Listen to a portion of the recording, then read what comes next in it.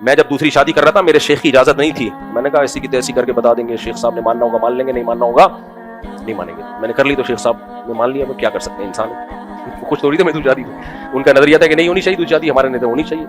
تو سمجھ رہے ہو کہ نہیں سمجھ رہے, وہ ابھی تک میرا خیال ہے اس کے قائل نہیں ہے. دوسری جو کہتے ہیں یار یہ اس سے آدمی دین کے کام کا نہیں رہتا, جبکہ میری رائے ہے کہ دین کا کام ہے ہی بہت بڑا, یہ کام ہی اسی سلسلے میں تو ہم دنیا میں آئے.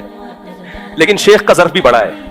انہوں نے یہ نہیں کیا کہ اس نے ہمارے نہ چاہنے کے باوجود کر لی ہے تو اس کو مدرسے سے نکال دو. جب ان کو میری شکایت گئی کہ یہ کیا ہے, شادیوں پہ شادیاں کرتا چلا جا رہا ہے اور آپ تو اس کے خلاف ہیں, سمجھانے کے لیے بندے بھیجتے تھے میرے پاس کہ اس کو سمجھاؤ, انسان کا بچہ بنو, مزید مت شادی کرو. لوگ آتے تھے مجھے سمجھاتے تھے اور خود ہی سمجھ کے چلے جاتے تھے, جذبہ لے کے جاتے تھے کہ ہم بھی کریں گے. 20 لوگوں کو انہوں نے بھیجا میرے پاس, یار یہ مدرسے کا ماحول خراب ہو رہا ہے, شادیاں کرتا رہتا ہے بیٹھ کے. ایک دن مجھے جب میری تیسری شادی ہو گئی تو انہوں نے مجھے کہا کہ اب بس کر دو, خدا کے لیے اب کیا کرو, بس کر دو.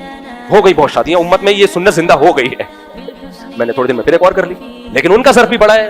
جب ان سے کسی نے میرے بارے میں کہا کہ یار یہ اتنی شادیاں کر رہے ہیں آپ, انہوں نے کہا یار جب اللہ نے اجازت دی ہے تو میں کیا کروں. یہ ہوتا ہے بیلنس شیخ.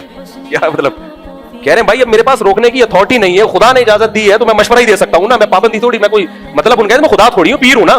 پیر کی بھی ایک باؤنڈری ہوتی ہے, اس باؤنڈری کو پیر و مرشد کو بھی کراس کرنے کی اجازت نہیں ہے.